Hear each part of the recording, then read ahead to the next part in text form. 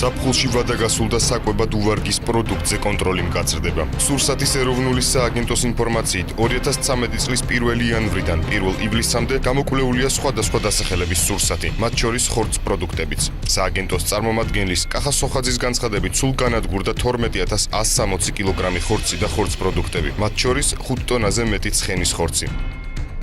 ხორცი და ხორცს პროდუქტების სურსათის უნებლობის სფეროში წარმოადგენს მაღალი რისკის სურსათს და გამომდინარე აქედან ეს არის განსაკუთრებული კონტროლის საგანი ჩვენი სააგენტოს სახელმწიფო კონტროლის ფარგლებში. ყოველდღიურ რეჟიმში ხორციელდება ამ პროდუქციის კონტროლი.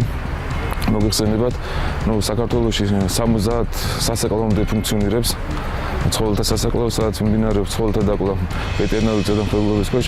ეს არის გარანტია იმისა, რომ სამხმარებლო ბაზარზე მოხვდეს ადამიანის ჯანმრთელობისას უსაფრთხო ხორცი.